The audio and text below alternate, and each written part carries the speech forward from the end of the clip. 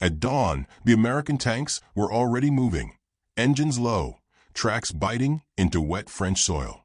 German forward observers expected a pause. According to doctrine, the enemy would reconnoiter, bring up artillery, probe, then advance cautiously. Instead, columns pushed straight through the morning mist, guns forward, radios crackling, infantry riding the hulls. George Patton was not present at the front, but his presence shaped every decision. His order was simple: keep moving. German commanders had trained for set-piece battles. Their manuals assumed clear phases: contact, assessment, preparation, execution. Patton ignored phases. When his units made contact, they did not stop to evaluate. They attacked harder. If resistance stiffened, they went around it. If fuel ran low, they took it from captured depots. If maps were wrong, junior officers made decisions without waiting. This behavior unsettled German staff officers more than raw firepower. It dismantled predictability. At the soldiers' level, the effect was immediate. A German platoon dug in along a hedgerow, expected to face an American reconnaissance element. Instead, within minutes, they were under direct fire from tanks and self-propelled guns advancing at full speed. There was no time to reposition heavy weapons. Orders came late. Runners were cut down crossing open ground. The assumption that the Americans would pause to coordinate became fatal. Patton's method depended on momentum. He understood that speed was not merely movement, but pressure. Pressure forced mistakes. German units, trained to respond methodically, suddenly had to choose under incomplete information. Was this the main attack or a feint? Was it safe to hold ground or time to withdraw? Those questions normally took hours. Patton compressed them into minutes. In Sicily, this approach first shocked German commanders. Patton drove his forces across terrain considered unsuitable for rapid armored movement. Roads clogged, supply lines stretched, and yet the advance continued. German reports described American units appearing where intelligence said they could not. This was not brilliance in maneuver alone. It was an institutional tolerance for risk that German doctrine discouraged. During the breakout from Normandy, unpredictability became weaponized. After weeks of attrition, German forces expected limited exploitation. Instead, Patton unleashed Third Army in a continuous surge. Divisions advanced day and night. Staff officers slept in vehicles. Communications lagged behind the front. This chaos was intentional. Patton accepted disorder as long as the enemy experienced more. German panzer commanders attempted counterattacks based on outdated positions. By the time orders were issued, American units had already bypassed strongpoints and cut roads behind them.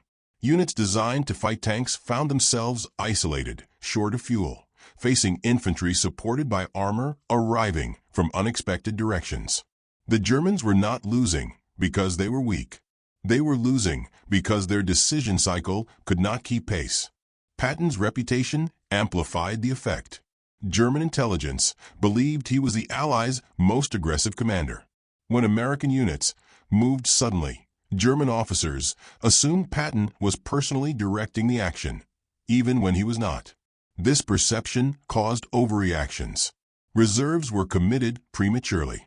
Defensive lines were abandoned too early or held too long. At the front, American soldiers felt the pressure as well. Orders to advance without waiting were dangerous.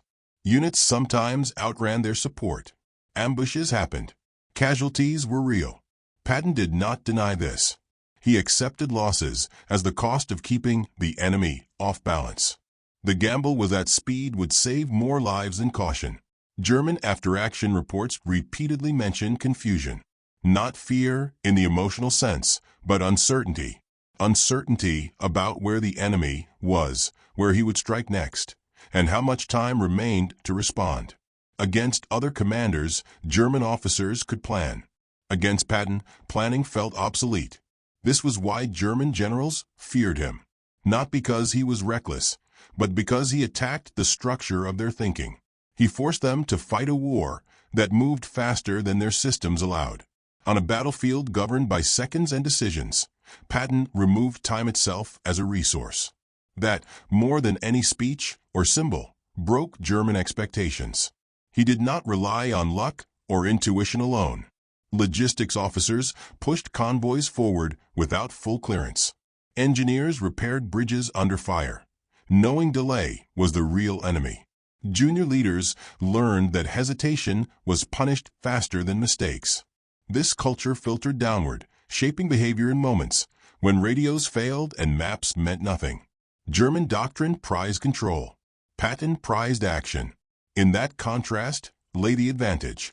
When the battlefield dissolved into noise, smoke, and broken orders, Patton's forces were already moving. The Germans were still deciding. They reacted to events he had already created, fighting yesterday's fight in a war that refused to slow down for anyone, especially men trained to believe discipline could replace speed. It never did, and it never would. Not on Patton's battlefield. Not then, not there. Not ever. At all. The tanks did not stop after the first line broke. They rolled straight through it, engines straining, crews scanning forward instead of sideways. German infantry, who survived the initial impact, waited for the pause that doctrine promised would come next. It never did. The Americans were already past them, firing on the move, leaving pockets of resistance behind without bothering to finish them. This was the pattern German commanders struggled to understand. Most Allied generals halted after a breakthrough. They consolidated ground, aligned units, re-established supply, and prepared for the next phase. Patton did the opposite. For him, the breakthrough was not an objective. It was a signal to accelerate. At the front, speed felt less like momentum and more like pressure that never eased. Tank crews slept in short bursts. Infantry marched until their feet bled, then rode on hulls when they could. Orders came fast and incomplete. Maps lagged behind reality. The instruction remained the same: keep moving. If the enemy was retreating, pursue. If he was forming a line, go around it. If he was regrouping, deny him the time. German units depended on pauses. After contact, they expected space to pull reserves forward, reposition anti-tank guns, and coordinate counterattacks. Patton removed that space. When his forces punched through, they flooded into the rear areas immediately, striking command posts, supply columns, and road junctions before defensive plans could solidify. What should have been an organized withdrawal became a series of disconnected reactions. During the breakout from Normandy, this approach reached its full expression. Once American forces escaped the hedgerows, Patton drove Third Army east and south with relentless urgency. Divisions advanced on parallel axes, not waiting for adjacent units to align. The front became fluid. German intelligence reports described American formations advancing too fast to track, appearing on flanks that were assumed secure only hours earlier. At the soldiers' level, this translated into constant contact. A German convoy moving at dawn might run directly into American armor by mid-morning, far behind what had been considered the front. Staff officers issued orders based on positions that no longer existed. By the time those orders reached the field, they were already obsolete. Patton understood that speed did more than gain ground. It collapsed structure. German command relied on layered control: corps, division, regiment, battalion. Each layer required time to interpret and transmit information. By moving faster than that system could function, Patton caused it to fracture. Units fought bravely but blindly, unaware of what was happening beyond their immediate surroundings. There were risks. American spearheads sometimes outran fuel and ammunition. Bridges were crossed before engineers fully secured them. Enemy units bypassed in the rush, occasionally regrouped and struck supply lines. Patton accepted these dangers. He believed that a fast, imperfect advance created fewer problems than a slow, perfect one. Delay, in his view, was the enemy's ally. German generals recognized this logic too late. Attempts to form defensive lines repeatedly failed because Patton's forces reached key terrain before the defenses were ready. Rivers were crossed before demolitions could be completed. Towns fell before garrisons were reinforced. Every hour lost to hesitation widened the gap between plan and reality. Momentum fed itself. As German resistance fragmented, American confidence grew. Junior officers acted without waiting for higher approval, knowing speed mattered more than precision. This autonomy was not accidental. It was encouraged. Patton rewarded initiative and punished delay. The result was an army that moved as if time itself were hostile territory. From the German perspective, this was deeply unsettling. Against other Allied commanders, there was time to recover from mistakes. Against Patton, mistakes multiplied because there was no pause to correct them. Each failure triggered another as units fell back into positions that were already compromised. By the time German commanders attempted to stabilize the front, they were reacting to an enemy who had already passed through their plans and into their rear. The battlefield no longer obeyed familiar rhythms. Patton had turned speed into a weapon, not by recklessness, but by understanding how armies think under pressure. That is why his momentum mattered more than individual victories. He did not simply defeat German units. He denied them recovery. In a war where seconds decided survival, Patton kept moving, and in doing so, he ensured the Germans were always one decision behind, chasing a situation that had already moved on without them. Long before Patton's tanks appeared, German commanders felt him pressing on their decisions. His voice traveled faster than his armor. Reports circulated through intelligence channels describing an American general who swore, boasted, threatened, and promised violence with theatrical certainty. To German staff officers trained to read intent through restraint and discipline, this behavior was disturbing. It suggested not chaos, but intent sharpened into noise. Patton understood reputation as a weapon.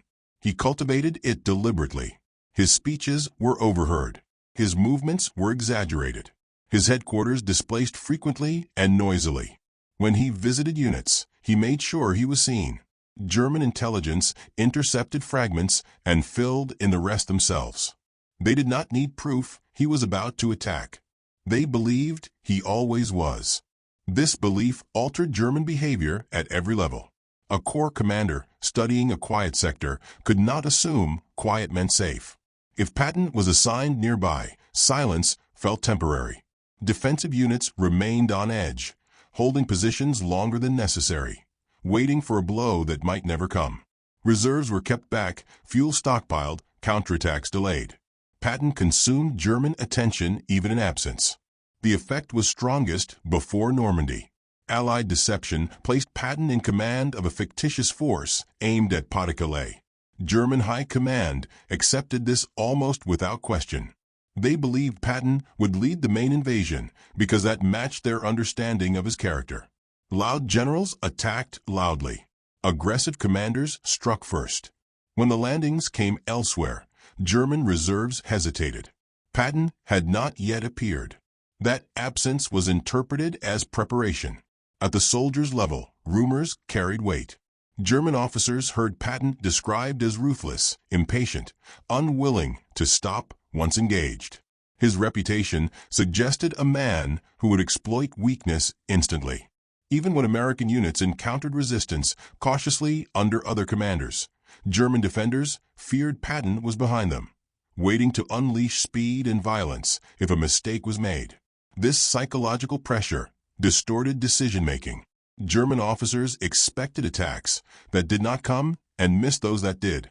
When American probes appeared, they were often interpreted as the opening of something larger. Defensive fire was triggered early. Positions were revealed prematurely. Patton's name inflated the perceived scale of American action. Patton reinforced this image personally. He made statements that bordered on provocation, knowing they would circulate. He spoke of relentless advance, of killing the enemy wherever found, of never stopping.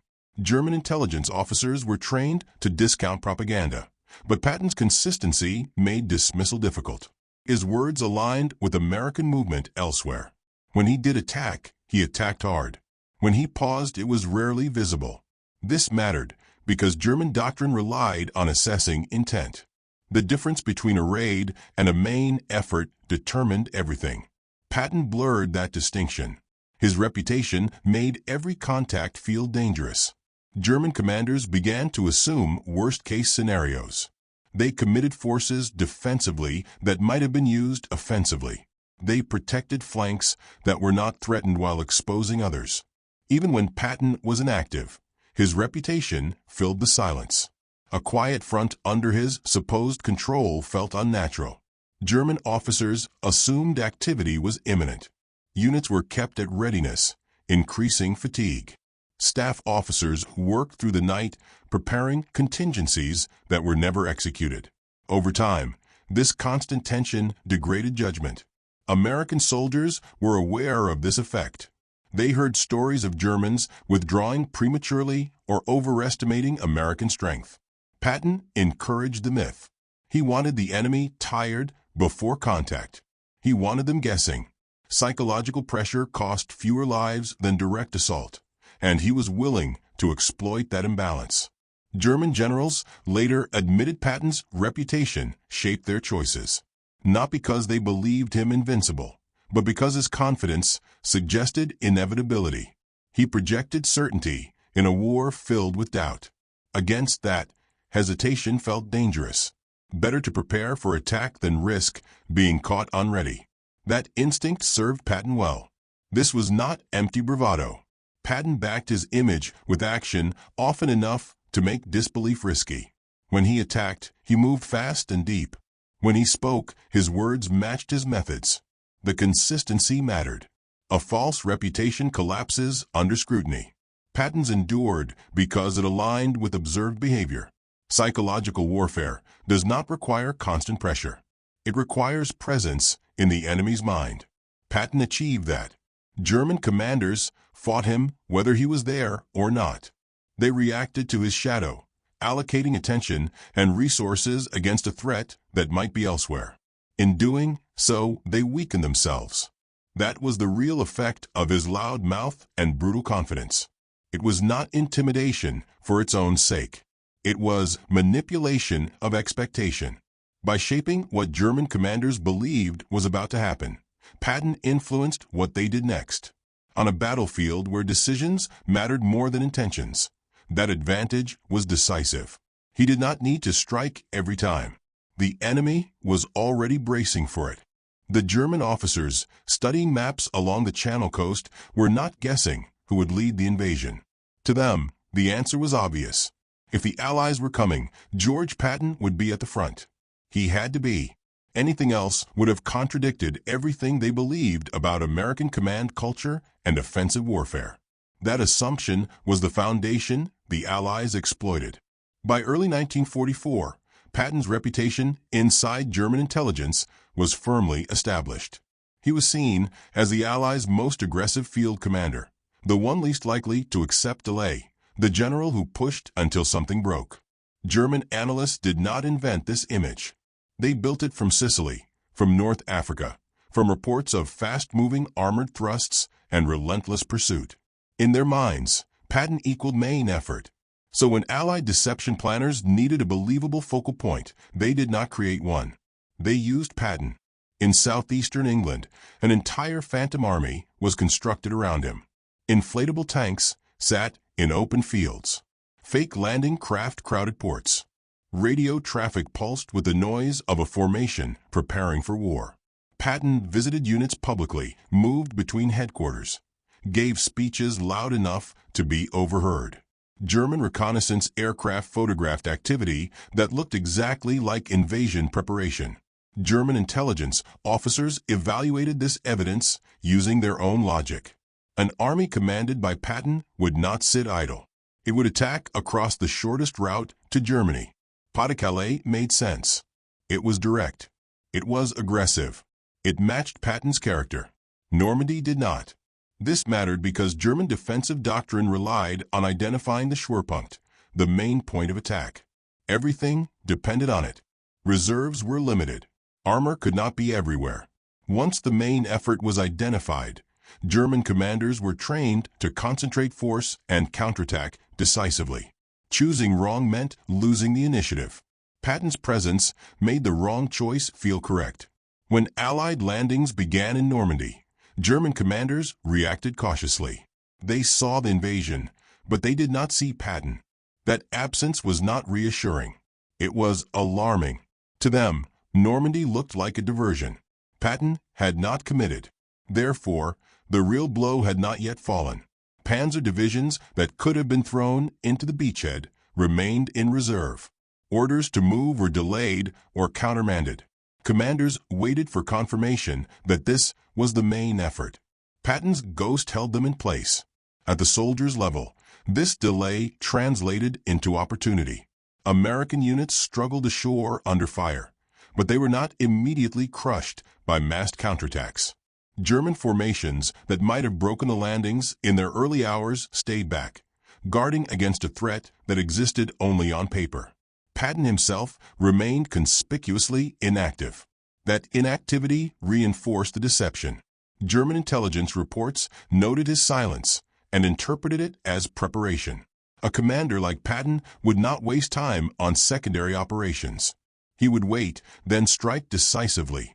Every hour he did not appear strengthened that belief. This was not blind stupidity on the German side. It was structured reasoning. Their assessment of Patton was rational based on prior evidence. They were not fooled because they were careless. They were fooled because the deception aligned perfectly with their understanding of how war was supposed to be fought.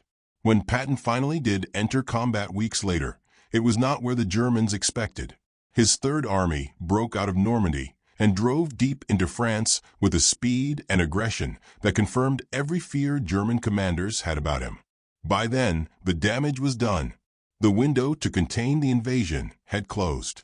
German generals later acknowledged the role Patton played in their miscalculation. Not as a magician, but as a symbol. He represented offensive inevitability. If Patton was not yet committed, then the decisive moment had not arrived. That assumption cost them time they could not afford. The success of the deception did not rely on perfect secrecy. It relied on credibility. Patton's past actions made the lie believable. His personality made it convincing. The Allies did not need the Germans to believe every detail. They only needed them to hesitate. Operational deception works when it manipulates decision thresholds. Patton raised those thresholds. German commanders required more certainty before acting because they feared acting too soon would expose them to Patton's real attack. In waiting, they surrendered initiative. This was the Ghost Army's true achievement. Not inflatable tanks or fake radios, but the exploitation of a man's reputation. Patton never commanded the Phantom Force in reality, but in the German mind, he did. They planned against him. They waited for him. They feared him. And while they waited, the real invasion took root. Patton's greatest contribution before D-Day was not movement, firepower, or command. It was absence. His name held German divisions in place without firing a shot. In a war decided by timing, that was decisive. The German officers expected order to protect them. Order had always been their advantage. Clear chains of command, precise roles, carefully timed responses. This was how their army had been built to fight. Against most opponents, it worked. Against Patton, it became a liability. On the battlefield, Patton's forces behaved in ways that violated German assumptions. Units did not wait for perfect coordination. Junior officers acted without explicit approval. Columns split, rejoined, bypassed resistance, and pressed forward based on local judgment. To German commanders trained to believe discipline meant control, this looked dangerous, even sloppy. In practice, it was lethal. German doctrine emphasized clarity before action. Orders flowed downward. Reports flowed upward. Decisions were made at the appropriate level and executed precisely. This system functioned well when time allowed. Patton denied time. By the moment a German battalion commander requested guidance, the situation had already changed. At the soldiers' level, this was disorienting. A German anti-tank unit might receive instructions to hold a road junction, only to find American armor already past it, striking supply trucks further rearward. The rules said the enemy should be in front. Patton's men were not. They appeared on flanks, in rear areas, inside assumptions that no longer applied. Patton encouraged this behavior deliberately. He did not want his forces bound by rigid plans once contact was made. He expected initiative. If an opportunity appeared, it was to be exploited immediately. Waiting for permission was treated as failure. This mindset contrasted sharply with German expectations of how a professional army should behave. German discipline was built to prevent chaos. Every action had a place. Every movement had authorization. Against Patton, that discipline slowed response. Units hesitated because doctrine demanded confirmation. Was this a probe? A raid? A main attack? Without clarity, commanders delayed. Patton exploited that hesitation relentlessly. In France, German attempts to establish defensive lines repeatedly collapsed, not because they were poorly designed, but because they were never completed. Engineers were still preparing obstacles when American units arrived. Anti-tank guns were still being positioned when columns bypassed them. Orders to withdraw came too late, trapping units that waited for approval instead of acting. Patton's disregard for German rules extended to engagement itself. He did not respect fixed fronts. He did not pause because a boundary existed on a map. If a neighboring unit lagged, he pushed past it. If an enemy position was strong, he went around it. German commanders assumed enemies would respect sectors. Patton treated sectors as suggestions. This behavior turned German discipline inward. Units followed orders precisely even when those orders no longer matched reality. A battalion held ground it was told to defend, unaware that neighboring units had already withdrawn. A counterattack launched on schedule collided with American forces that had moved far beyond the expected axis. Precision without adaptability became vulnerability. German officers recognized this problem but struggled to solve it. Abandoning doctrine meant abandoning the very structure that held their army together. Acting independently risked punishment. Waiting for orders risked destruction. Patton forced them into that dilemma repeatedly. At the front, American soldiers noticed the difference. German units fought hard but predictably. Once committed, they tended to stay committed. Once ordered to hold, they held. Patton's forces learned to exploit this rigidity, fixing German units in place while maneuver elements struck elsewhere. This was not chaos masquerading as brilliance. Patton understood structure well enough to break it selectively. His own army still had command, logistics, and planning. What he rejected was paralysis. He believed action created clarity, not the other way around. German generals later described Patton as unfair, not in moral terms, but in professional ones. He did not play the game by the same rules. He did not pause when logic suggested he should. He did not wait for confirmation that the enemy was beaten. He treated hesitation as opportunity. Discipline is meant to produce effectiveness. Under Patton's pressure, German discipline produced delay. Each layer of approval added seconds. Each second widened the gap. By the time decisions were authorized, the battlefield had already shifted. Patton turned German strengths against them by forcing a faster, messier fight than their system was built to handle. He did not defeat their doctrine head-on. He bypassed it, ignored it, and rendered it irrelevant. The Germans remained disciplined. They remained professional. What they could not remain was timely. That was the real danger Patton posed. He did not just fight German units. He fought the way they thought war should be fought. And by refusing to follow their rules, he made those rules work against them, one delayed decision at a time.